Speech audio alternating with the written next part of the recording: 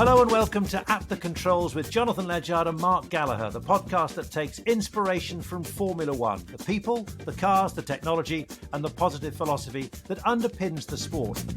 And they don't come much more positive than Daniel Ricciardo, the Australian Grand Prix driver, with a megawatt smile that can light up the world, especially when he's on song. But what happens when he's not? Well, Daniel's been sharing his thoughts with At the Controls about how he copes with the demands and expectations of such a high-profile world, and specifically how a break in New York kept him on track. Seems extraordinary to go to such a busy city and find yourself, but he did. Mark, you've been speaking to someone with a very different take, though, on Formula One at the moment. Yeah, it's been an interesting experience. So I've talked to a fast jet pilot, a lady who became the second woman ever to fly a Tornado GR4 in combat for the Royal Air Force.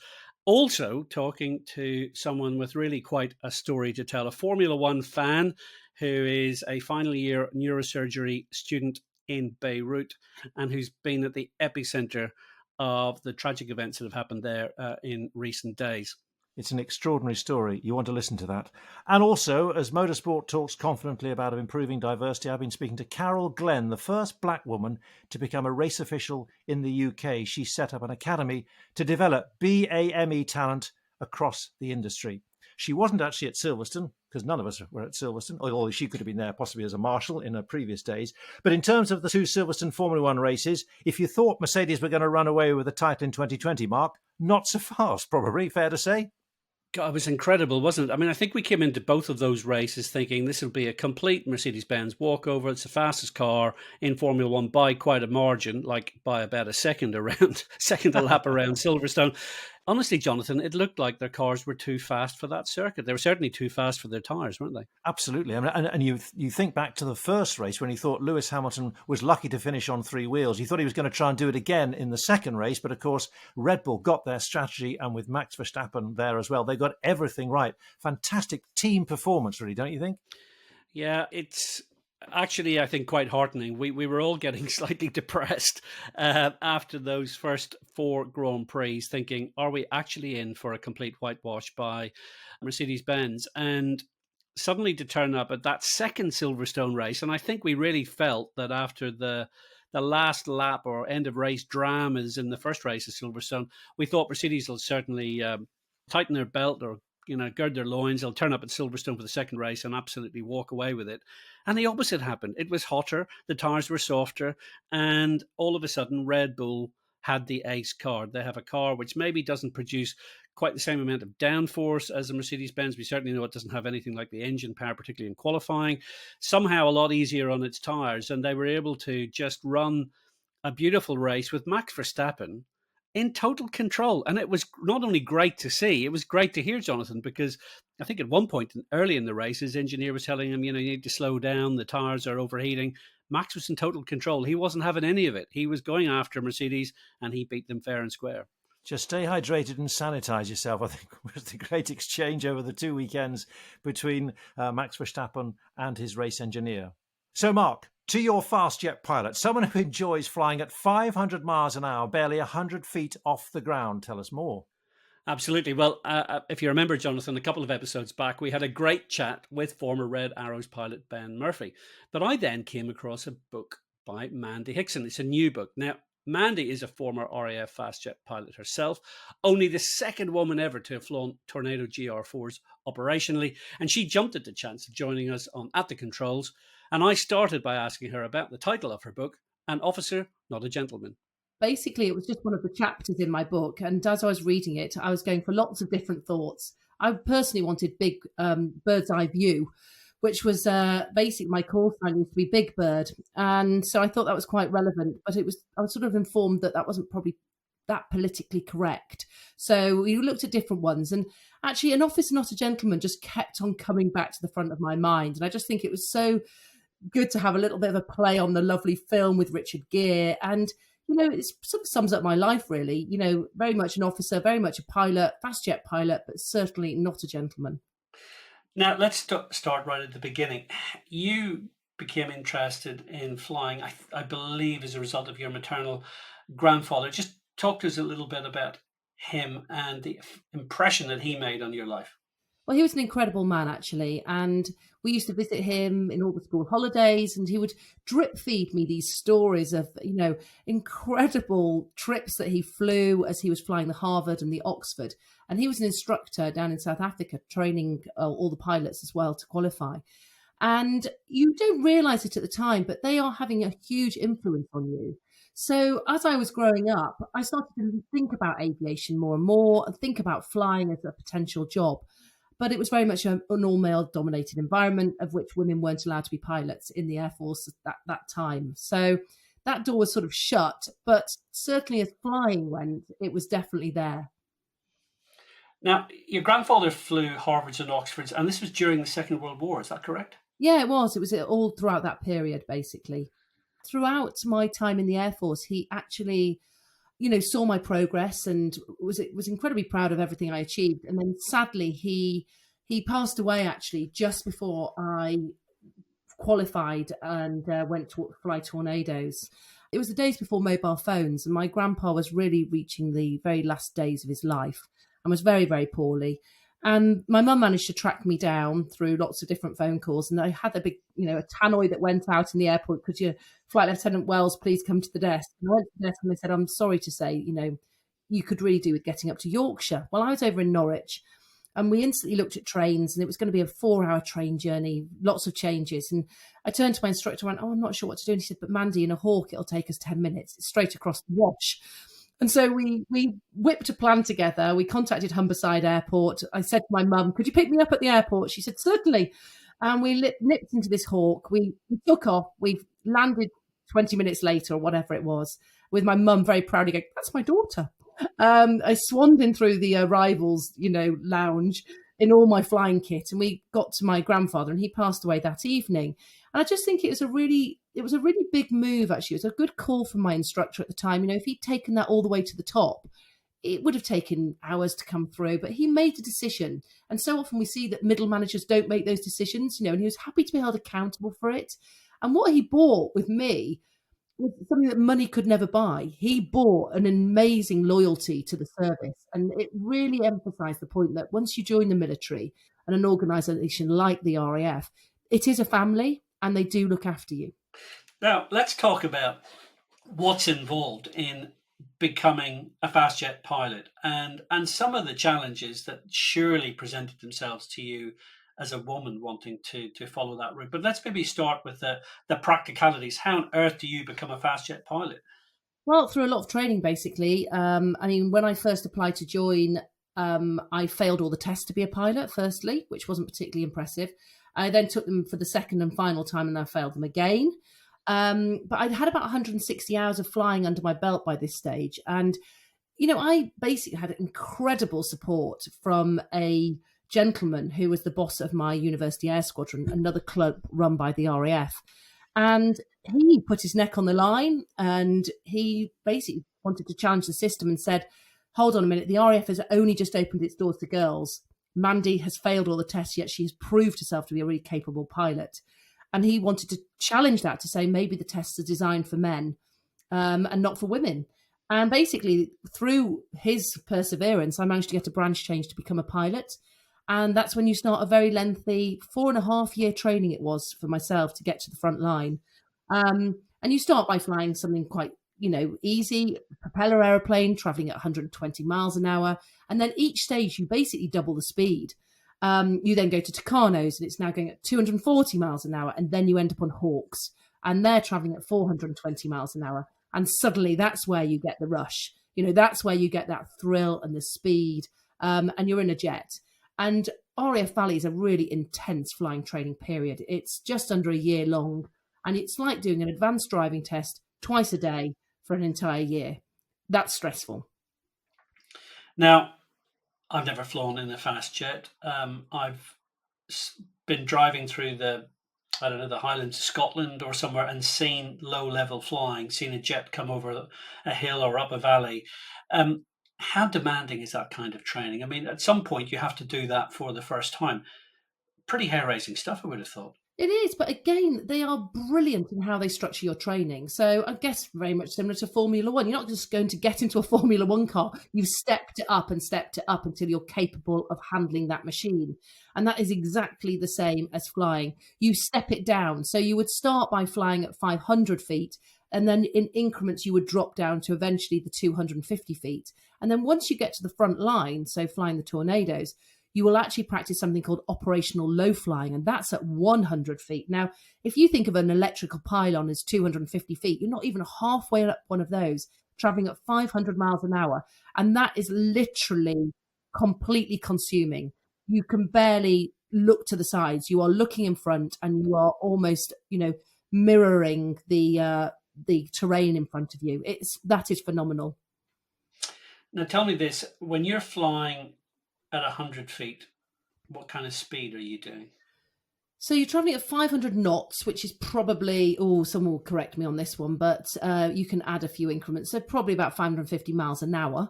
And yeah, the world is whipping past you at that stage. But much like as if you're traveling in a train, if you're looking to the side, of course, it feels like it's going very quickly, but you're looking in front. And that's where, as pilots, we're really trained to keep this situational awareness about you, to constantly improve your scan rate so that you're keeping a bigger picture. You can see what's happening, and you can actually adapt to the things that happen pretty quickly. Now, did simulators play much of a role in your training? Yeah, absolutely. So before you get airborne in a Tornado, and in fact a Hawk, you will have done hours and hours in a simulator. And the simulators are incredible pieces of equipment these days that, you really do almost feel like you're flying. You're strapping in, you're going through all the procedures, you're taxiing the aircraft out, taking off. And so when you actually get into the jet for the first time, everything feels familiar. You're not sitting in an unusual environment. It feels like you're, in your office space, let's say, and you're just going to be doing it for real. But your hand movements by that stage are automatic, because that's a really huge part to play, is the automatic processing, and that actually you want to be going through, motor programs that you're not having to think about, so that you can free up your capacity for making better decisions. Now, when I was reading the background to your book and preparing for this conversation we're having today, Mandy, I was completely dumbfounded to read some of the sexism that you face. I was dumbfounded because I still can't get my head around the fact that there are chaps who will say things of the kind that were said to you. Just talk to us a little bit about the sexism that you did face and how you overcame that. Well, it's interesting. I think you basically get a very thick skin. And, I am a really robust character. Anyone that knows me sort of would probably agree with that wholeheartedly. And you stop noticing it. But one of the most poignant parts for myself was I was going through fast jet training at Valley, and I had my wonderful course mates around me.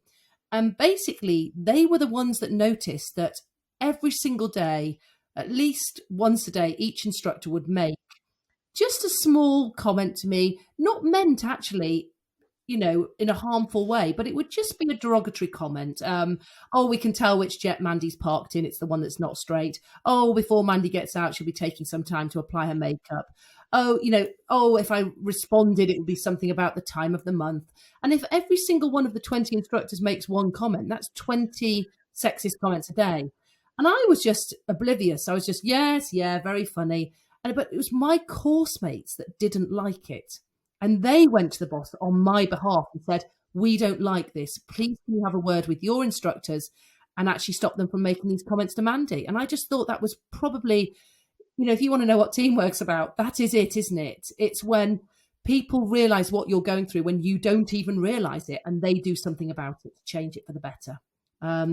So yeah, that was a wonderful moment for me. Now, in the world of motor racing, one of the glaring omissions in Formula One is that we don't have a female Formula One driver, and we haven't had one for a very, very, very long time. Last year, a championship was created, W Series, which we spoke about just before we came on air.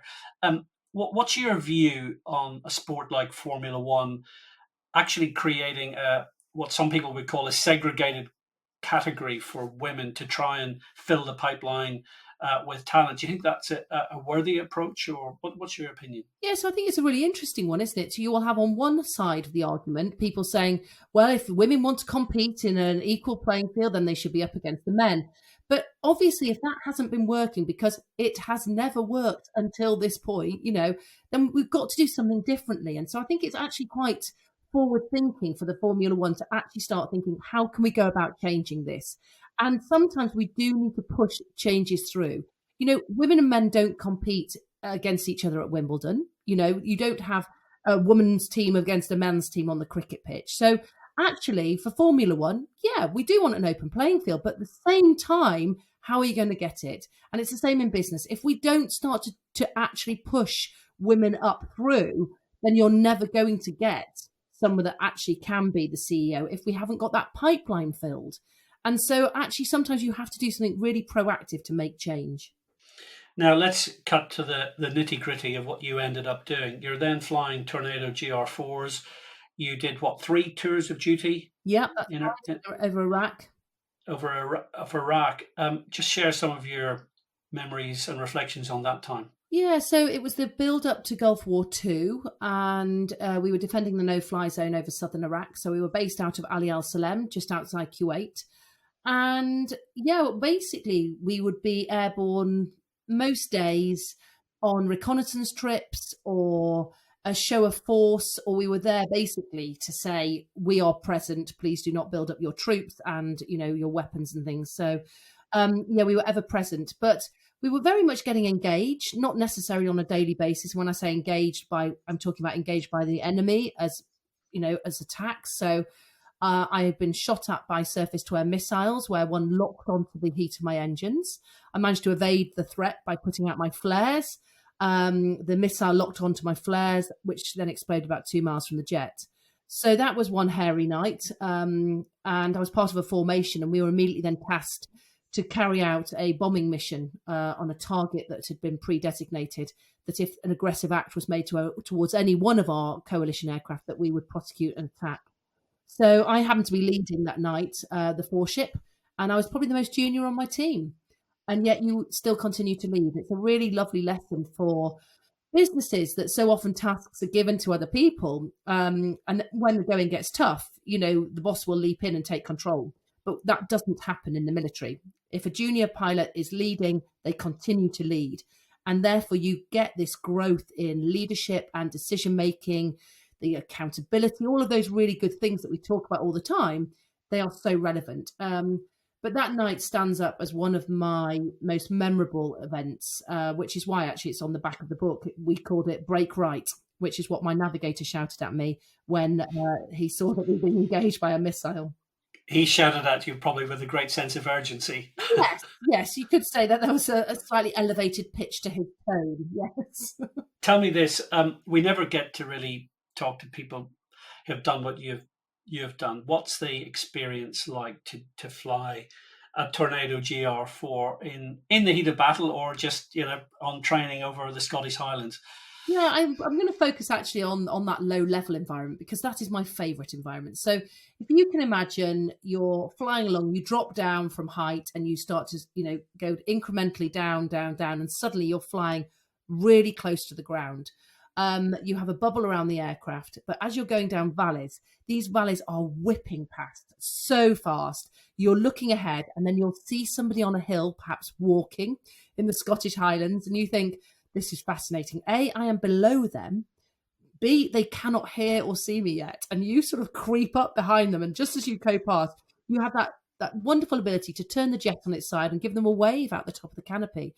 And that is the most incredible rush. You can just see them, A, jumping in surprise, and then sort of saluting or waving back. And they almost can't believe that you can see them. And, what you're doing there when you're trained, I mean, the actual adrenaline rush is phenomenal. I prefer the low-level environment to air combat, for example. Everyone always thinks that people are going to love air combat, which is that gladiatorial nature of one jet versus another, or maybe 2 or 3 aircraft.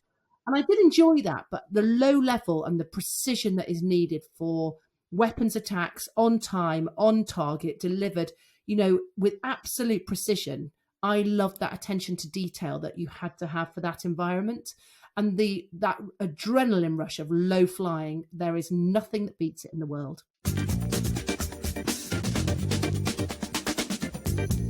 Mandy's book, An Officer Not a Gentleman, is available on Amazon and is selling like the proverbial hotcakes and getting great reviews into the bargain. Now, to the publisher who turned her down on the basis that men wouldn't necessarily want to read about a woman flying jets, can you believe that? That was clearly a bad day at the office. It's an absolute page turner. And she's breaking down barriers. I mean, talking all about the challenges to realise your dream. And I love the bit particularly when she talked about the junior pilot being allowed to stay as the lead. That surely, as she highlighted, that's a great lesson in business. It's the same in sport, surely. If you're good enough, you're old enough. Look at Max Verstappen, or look at, before that, say, someone like Kimi Räikkönen. Yeah, I think this is one of the things that someone like Toto Wolff really believes in. You know, if you employ someone in a Formula One team, let them crack on with the job, give them full responsibility for the area that they're working in. And I think that really does encourage people. It develops them massively in her career. And just one other thing about Mandy, you know, she was at pains when I spoke to her to say, look, you know, I am actually long past breaking the glass ceiling in the Air Force. To her, all the issues she came up against were 25 years ago. And she really impressed upon me that today it's an absolutely equal opportunities employer, great opportunity for young women and girls to consider going into the RAF, whether as a pilot or in another role. And it was just fantastic. And she is such a good ambassador, not just for the Royal Air Force, but I think for any women wanting to achieve something that previously might have seemed out of reach, but absolutely is now a level playing field. We'll pick up with that with Carol Glenn, who's the first black woman to become a race official in the UK. She'll be talking to us later in At the Controls with Jonathan Ledyard and Mark Gallagher. Now, we always hear this, sing when you're winning. It's a popular cry, and it's easy to be happy, we know, when things are going well in your life. But what happens when you're struggling? You're not getting the results, you're not getting the breaks.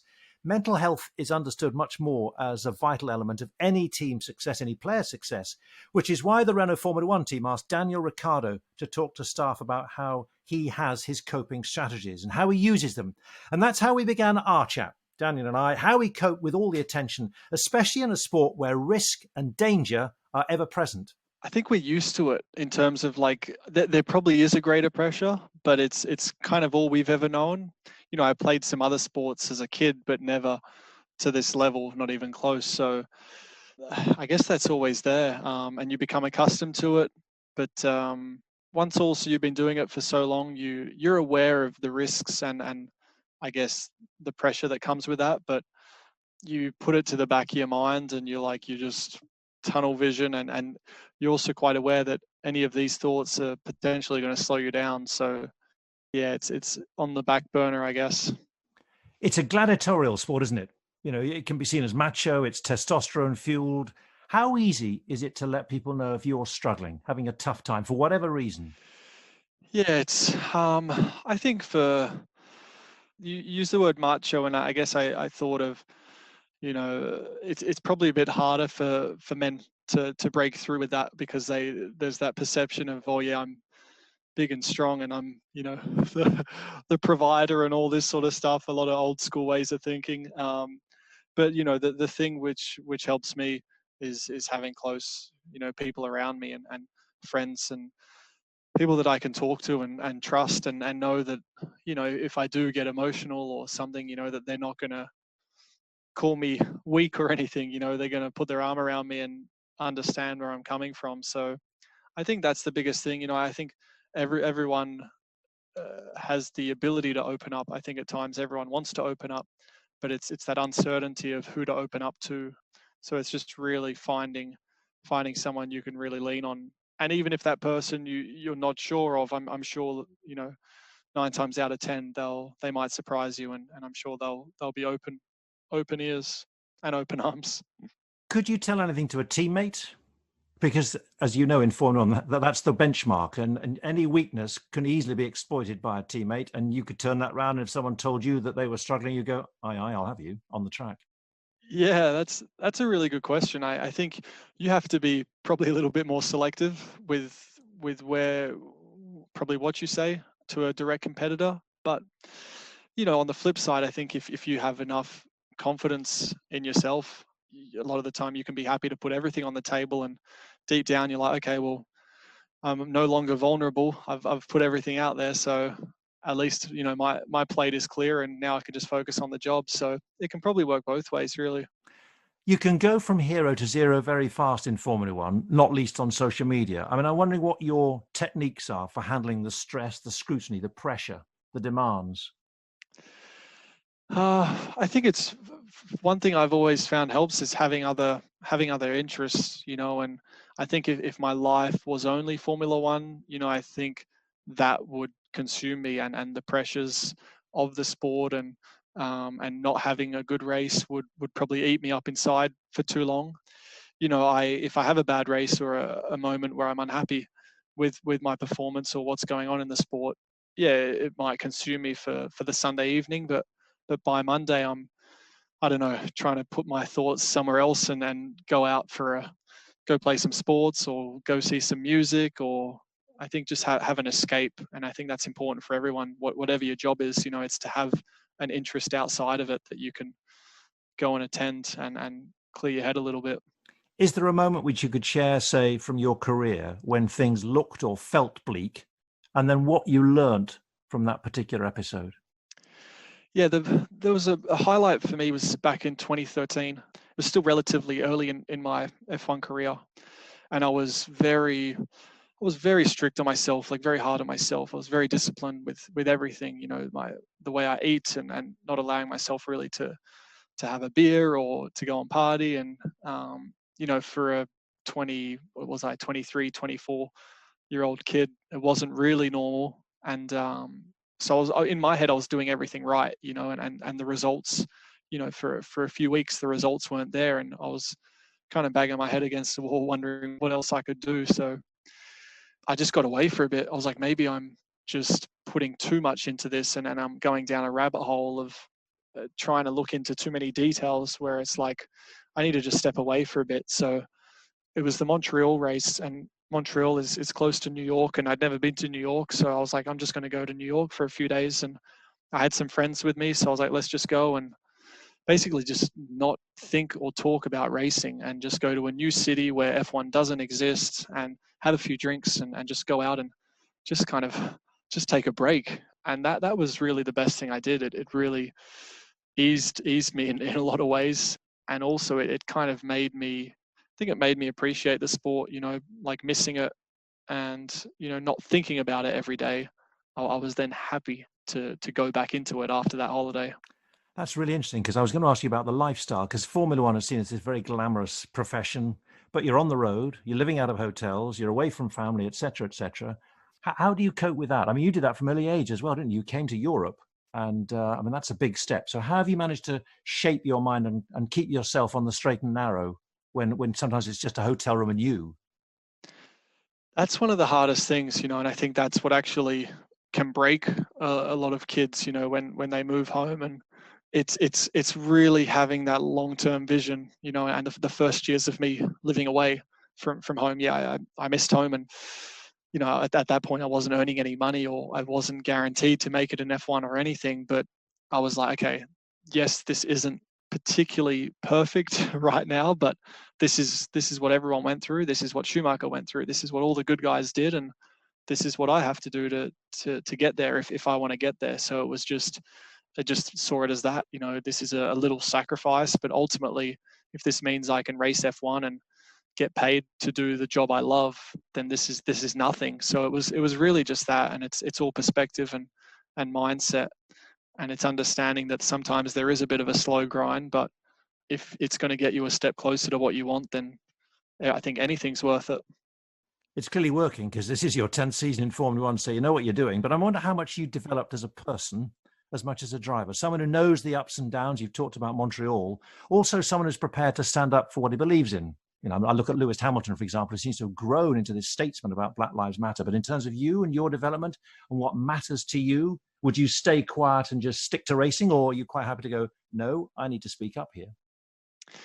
Yeah, that comes with, I think, with age, through, I guess, confidence. It's even here in Formula One, with like the drivers' meetings. When I first got to F1, I was quite shy and nervous and didn't feel like I yet really belonged in that room, so to speak. So I would be less vocal, less opinionative on some things, and now, because I feel I've kind of paid my dues in this sport, and if I just feel like, yeah, I have a bit more of a right to really speak my mind. Whether that's right or wrong, I don't know, but that was kind of what I went through in my head. And you evolve as a person, you find things that work for you, things that don't, and you learn from other people as well, the path they've gone on and where that didn't work for them. So, and you meet some amazing people, and you can just be a sponge, especially at a young age, on an international sport with, people from all around the world.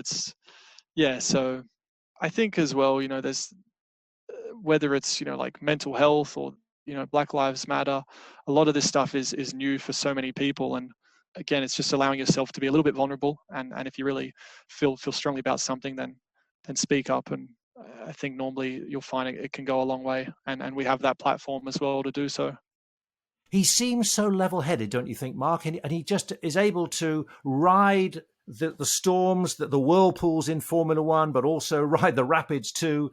And when he gets things and gets a car and gets that ability to show his talent, he's one of the best out there, one of the best overtakers there is, even though Alexander Albon is now challenging his crown maybe. But he's able to take the slings and arrows very calmly. And I was fascinated to hear that about that trip to New York when he was early in his Formula One career, just when he had to clear his brain. He was thinking, maybe almost overthinking, that everything he was doing should be contributing to success in Formula One, but it wasn't. And it just happened to be that take that plug out, sort of unplug for a while, regroup, rethink with friends, and suddenly things start to flow.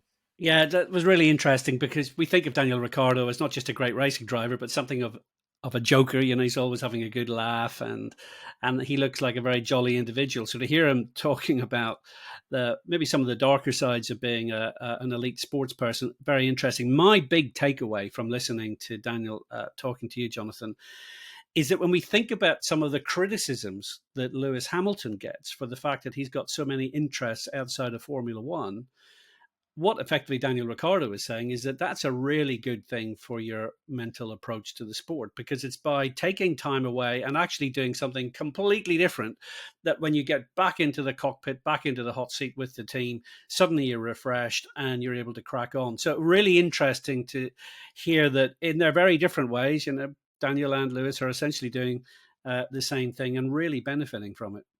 Now, the Renault Formula One team are going to have a driver called Fernando Alonso driving for them next season. Daniel Ricciardo, as you know, is going off to McLaren. Have you been talking to a big fan of Fernando Alonso, Mark? But the last week has been one of the most challenging in his life, surely, because he lives in Beirut in Lebanon. Yeah, it was extraordinary getting the opportunity to talk to Fred Bteich, and I actually met him through Twitter. So, the glories of social media, it's all not all negative. There's some really good upsides. None of us are ever going to quite forget the images which came out of Beirut on the 4th of August when a warehouse fire in the port area ignited 2,750 tons, an extraordinary amount of ammonium nitrate, which had been stored in an adjacent building for the past 6 years. Now, this is the stuff which can be used as a fertilizer, but unfortunately, as those of us from Northern Ireland know only too well, it can also be the key ingredient in making a lethal bomb. The resulting explosion looked for all the world like a mini nuclear bomb. It killed over 150 people, injured 6,000, extraordinary numbers, and it laid waste to a large part of this historic city. Now, Formula One being a global community, as I said, I reached out on Twitter to a diehard fan who happens to live in the city, but has been at the center of the emergency response. Fred is 29 years of age. He's a final year neurosurgery resident at the Hotel Dieu de France University Hospital, and he's been operating on the victims with serious facial, head and brain injuries in the days since.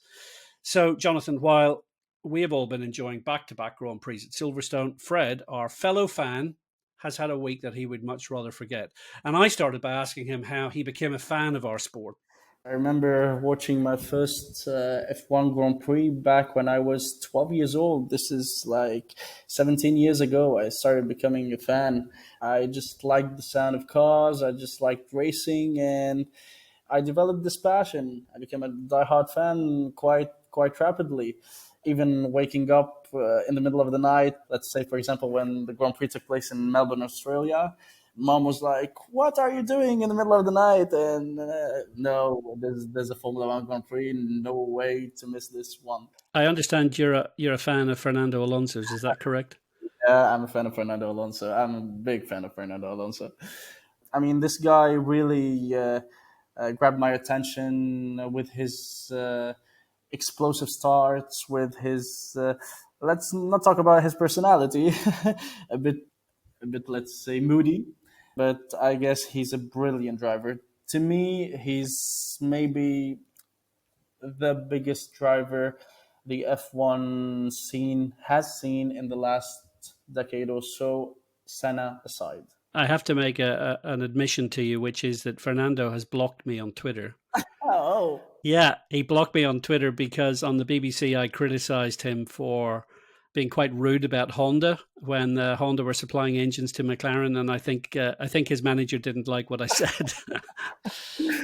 As a driver, I think if we can give him the same car we can give to Hamilton, to Bottas, or Verstappen, even if we put them all in the same car with the same specs, I think he would easily beat them all. Now, that we don't, of course, have a Formula One race in Lebanon, but you have actually managed to get down to see one of the Red Bull demonstration runs a few years ago, and I think that was with Carlos Sainz, isn't that correct?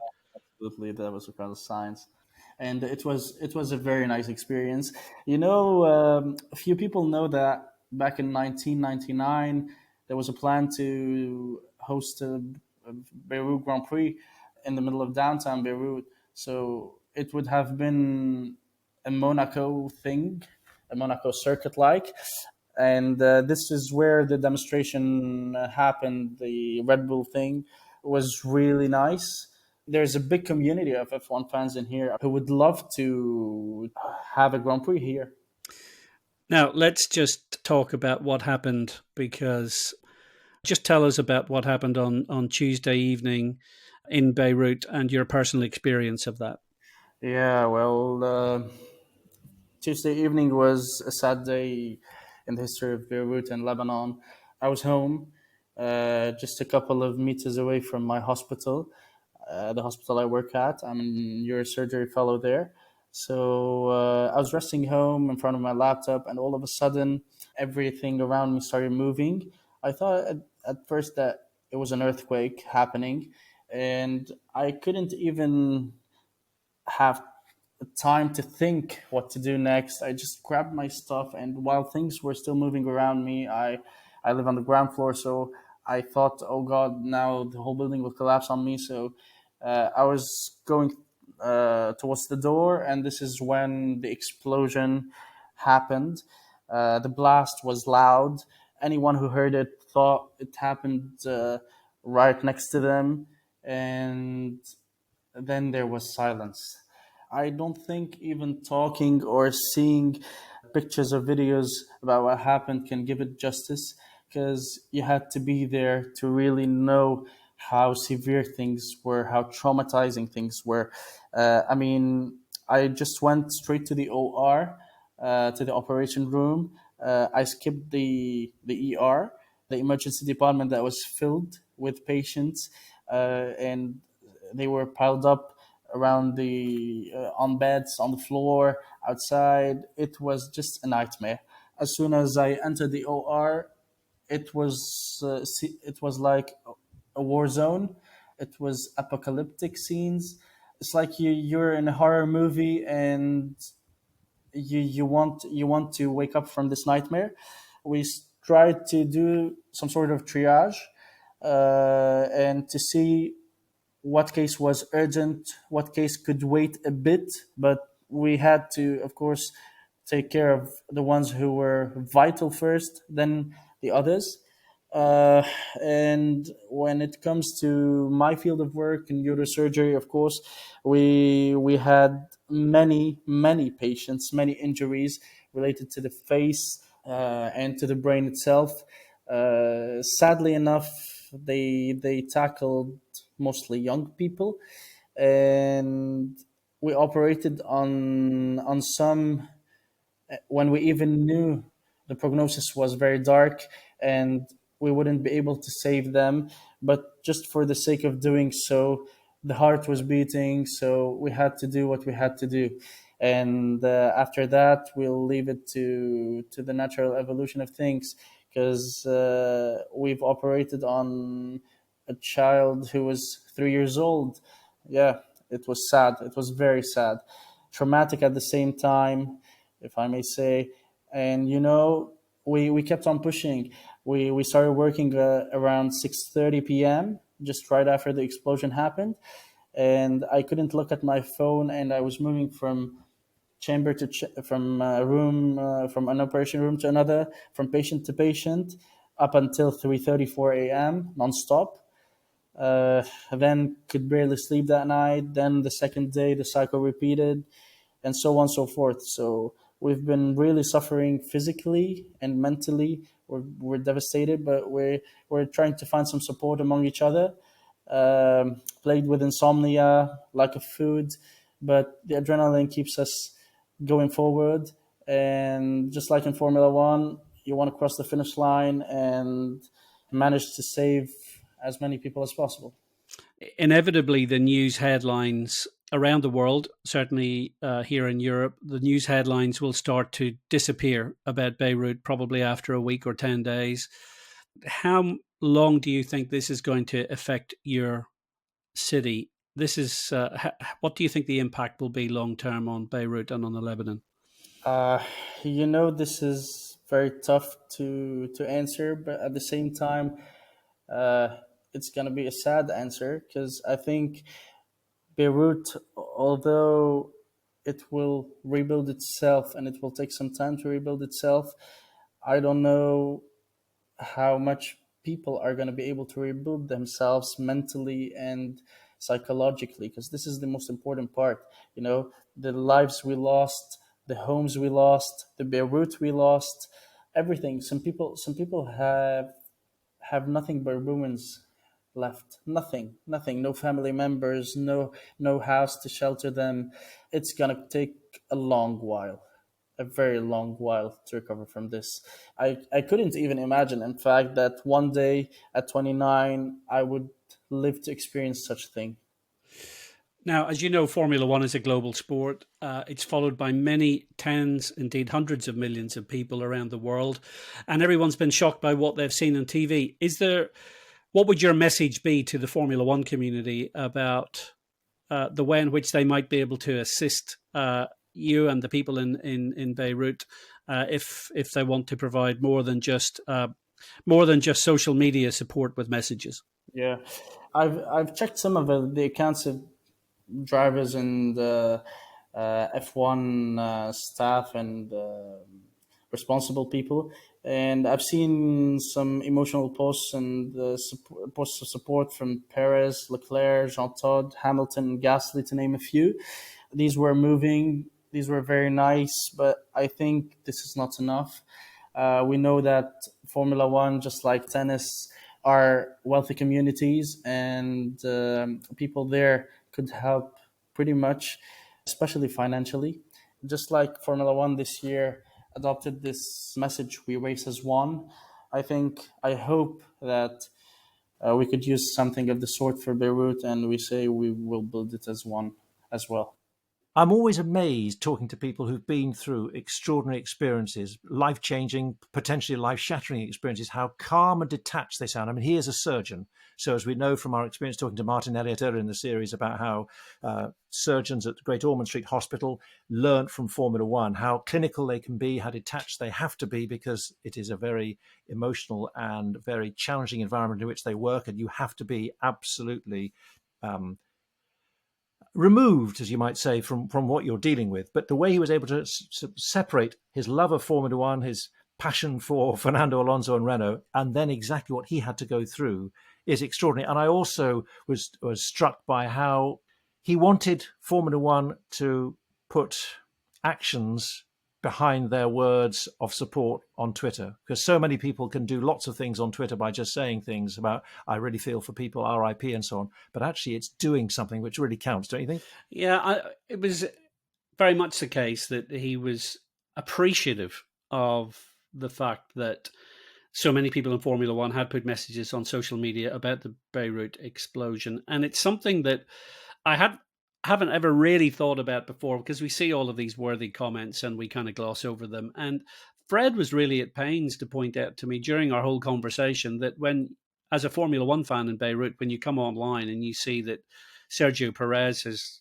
sent a message to everyone in Beirut, and Charles Leclerc and Lewis Hamilton and Jean Todt, he said it actually really meant something to him. It felt it connected him with a community that he's passionate about, and it was nice to see them passionate back. And I mean, he really struck me as a guy who was at pains to say, look, if you have the ability to help us in some way, clearly financially, there are lots of ways in which you can do it. But he wasn't saying that that's the only thing. He was saying that really any support that you can give, even as just moral support, is going to be beneficial. But there's no question about it that financial contributions to the Lebanese Red Cross, which is a completely independent organization, is a great way to get funding straight to the people who need it most. And I think, again, a legacy, I think, for me, of that interview with Fred is that in the coming months and probably years, I'm going to keep in touch with what's happening in Beirut. And I am really never going to quite forget the fact that he said they will rebuild the city, but he doubts very much that they will rebuild the people who have lived through it, himself included. And I think his comment about the fact that as a 29-year-old, he never expected to experience what he's now been confronted with. It's going to leave a legacy of mental health and all kinds of things, which she'll be there for a long time to come. Let's pick up on Fred's point also about Formula One's new slogan, #WeRaceAsOne, because the pre-race rituals, certainly at Silverstone, were much better choreographed. But are they just words? Are they just shows? Is there action being taken? Well, one Formula One fan is determined to drive progress at the grassroots in the United Kingdom. Her name is Carol Glenn. She was the first black woman to become a race official, but it was a rocky road to achieve her ambition. So she's founded an academy to try to smooth the path for fellow BAME race fans to follow her lead. And she's been talking to me about her passion for cars and motorsport. My heroes was James Hunt. I remember watching James Hunt on TV when I was about 11 or 12. And I was absolutely fascinated by the British Grand Prix, or any of the Grand Prix. And then as I got involved in motorsport, Derek Bell became my hero in Le Mans. And I've been fortunate enough to have gone to Le Mans and marshalled at Le Mans, and watching those cars up close and personal is absolutely awesome. Wow. So I'd imagine Le Mans, in terms of being a marshal in motorsport, Le Mans must have been, right up there with the highlights. Any others that sort of stand out? Any big meetings, British Grand Prix? Did you ever do that? I did. My first British Grand Prix, I went as a spectator in 1989, and I marshalled it in, I think, 90 or 91. But the other meeting I remember going to and marshalling as was on Nürburgring World Touring Cars. That was awesome as well. And what about your reception and how you found working there as a black woman? I mean, that's quite a challenge, surely. Well, you get used to people looking at you, sometimes doing a double take. I have a double whammy. I mean, not only am I a black girl, I'm also a woman. So they sort of, especially back in the 80s and 90s when there was very, very few women, sort of people do a double take and think, oh, she's in orange overalls, she's a marshal, But more often than not, people were fine. But did you find it difficult? Were there challenges? There's been challenges along because I became the butt of what I call banter. And I let it go on, I suppose, too long, really, in a way. But I didn't really know how to deal with it. So when people are making jokes, taking mickey of a Jamaican accent, which I don't have, and I can't even do a Jamaican accent, or they'd make jokes about, be careful, she might come and pinch your tires or pinch your CD player, make out that I lived in, Southeast London and was a gangster. Sometimes people would ask me, why is my hands white on one side? And then you go to the other extreme where people would just ignore you, or I'd get sidelined. I was never good. Sometimes wasn't always good enough to do something. But I also had another hardcore group of friends who would always encourage me and tell me, no, carry on, keep doing what you're doing. You're very good at what you're doing. You're very precise at your paperwork. So that gave me hope. And how did you keep yourself going? Because that must have developed your character in a way that you hadn't necessarily foreseen when you thought, God, James Hunt, fantastic, Derek Bell. It's been hard. When I look back now, it's been hard because there were often moments when it's like, why am I doing this? This is meant to be a hobby. This is meant to be for enjoyment. But then equally, I've had some really good moments and I've had some really good times. So I suppose in a way it's been 50-50, but when it's been down, it's been down. I've had lonely spots. I mean, I've sometimes maybe gone to a race meeting and nobody's really spoken to me much. But then other ones, then I'm part of the team properly, and But I always still feel that I'm a little bit of an outsider, and there's like an inner sanctum which I've never really managed to quite become part of. And that's despite you sort of following your dream, as you might say, and becoming a clerk of the course, which is that's quite that's a big step up the ladder, isn't it? I mean, to do that is a hell of an achievement, surely. Well, yes, it is. I mean, as I said, I started off as a marshal on the course. Then within about 5 years of that, I then became a secretary of the meeting, and I was a secretary of the meeting for over 15 years, which is also a very responsible position. Becoming a clerk of the course was a natural progression, and so I applied, but it took me again a long time, because although I applied and I got given my probation license, it was hard to find a club that would take me on to mentor me. So I think I lost about a year, but eventually I got involved with another club, and then I got my license. Do you know why no one would take you on? Was there any reason given? No reason. There's never a reason. I had to go back to then MSA to say that I was struggling, and then they found me a mentor, and then it went off from them. There's never any real reason. You can't really just put your finger on it. It's just that people just have this way of being able to pretend you're not there. You might give up, you'll go away, but unfortunately I didn't. So how do you think you could change this problem about racism? Because we had Nick Hamilton talking on the last podcast about racism that he and his family encountered in motorsport. How do you think you can go about, or what do you want to do to change this at the grassroots? Well, there's two things. I think within the motorsport family, there needs to be a better understanding. There needs to be, I think, a bit like you do for companies sometimes, you have some diversity awareness, some diversity training, because there will hopefully be more of us come along, and and people of all colours, and they need to understand you can't sideline people. You need to know how to talk to people about making offensive comments, etc. And then for me, it's also now trying to bring in more youngsters in at the grassroots level. So I've just recently formed an academy, or I'm in the process of forming an academy, calling Next Racing Generation, and I've got access to about 13 to 14 youngsters between the ages of 14 to 19. And although some of them have been karting and doing bits and pieces, they hit brick walls. They don't always know the next level, how to get from karting maybe into racing, because nobody's going to help them properly to progress. Teams will take the parents' money and they'll run them for the weekend or whatever, but they're not very good at harnessing that child's ambitions to try and get them forward.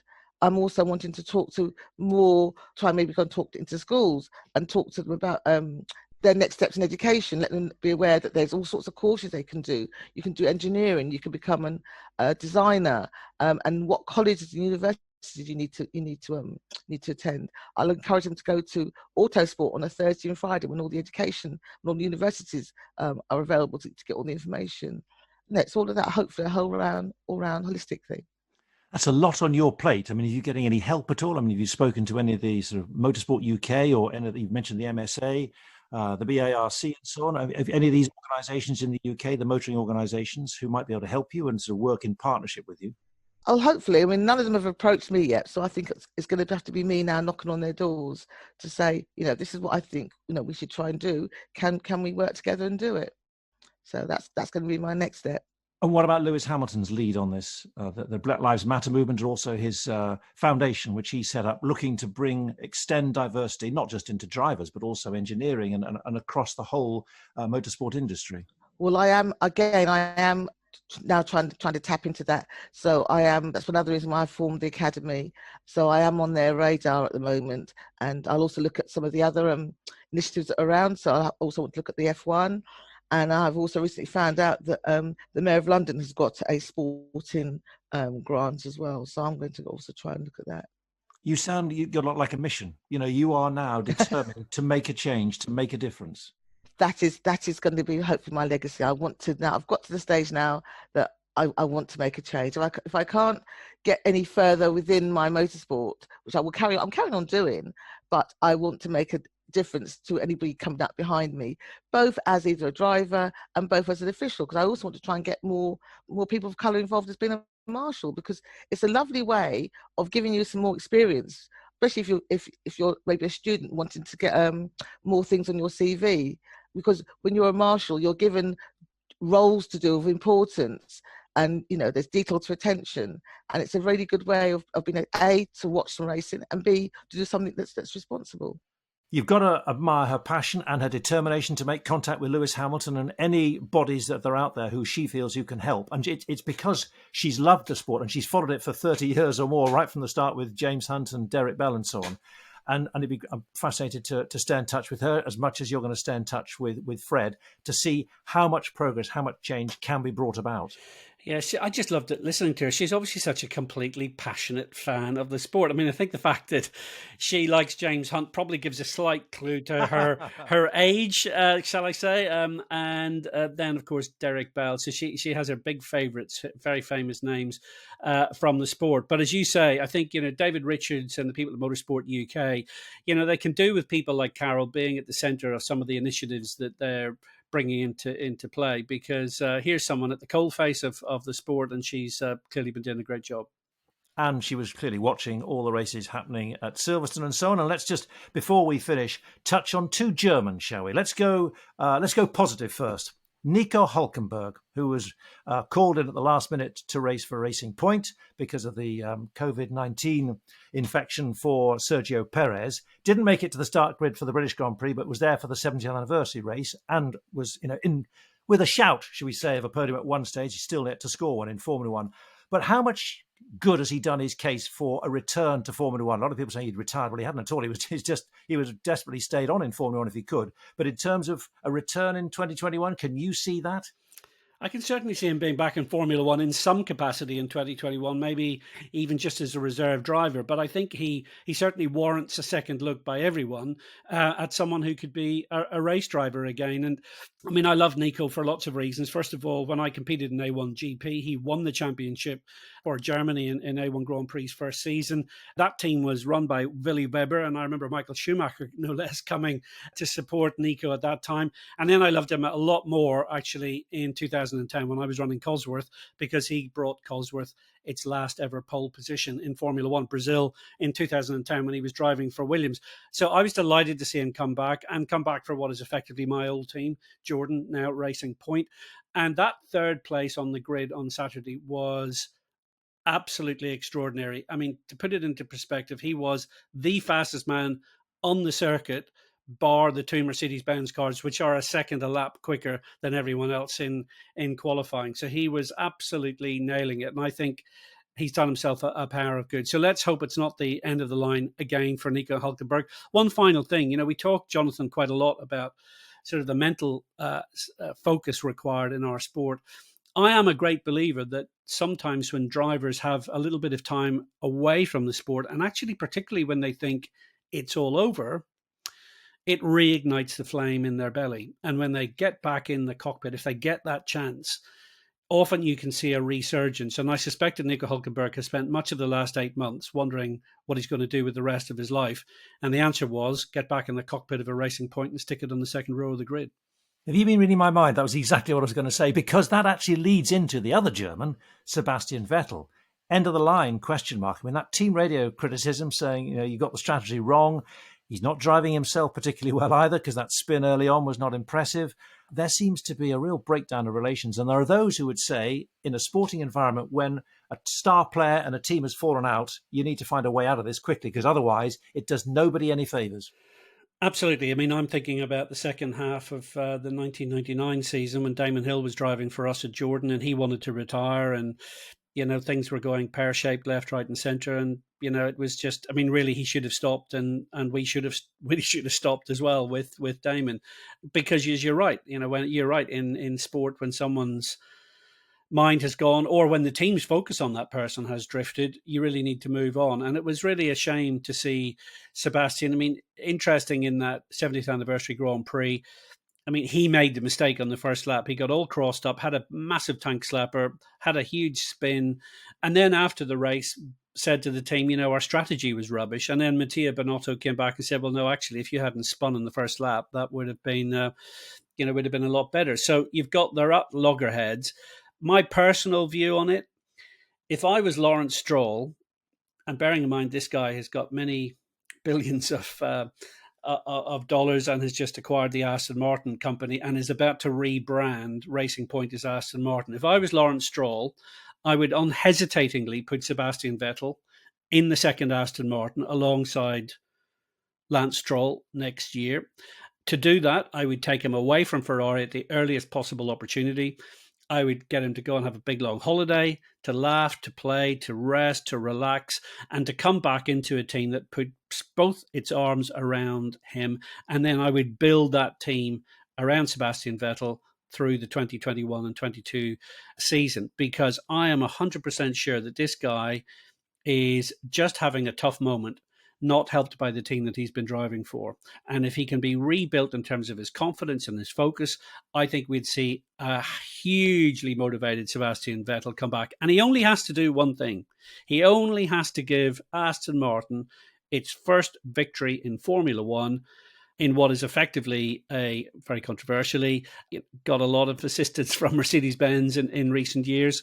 The reality is that I do believe that there's an opportunity for him and there's an opportunity for the team, and they should grasp it. And I'll mention again Damon Hill, because having mentioned about the kind of slightly negative experience we had with him in the second half of 1999, the reason we employed him in the first basis was as a former world champion, he was able to show us how to break through and become a race winner. And the great thing about Grand Prix winners is once they've learned how to do it, they can show a team how to do that. And I think that's what Sebastian Vettel could bring to Racing Point, to Aston Martin. And I think it's something that would really, really benefit them. So I hope Lawrence Stroll's listening. I hope Lawrence Stroll signs Sebastian Vettel. I would like to see this 4 times world champion retained in the sport. And remember, Seb, all you've got to do is just achieve that first win for Aston Martin in Formula One. I will leave it hanging there. I've got a solution, by the way. If they were to do that for Ferrari, why not just put Nico Hülkenberg in Sebastian Vettel's seat for the rest of the season? Just a thought. Not a bad idea. If you've enjoyed the podcast, spread the word, rate, review, like, and above all, subscribe. Stay safe, and Mark and I will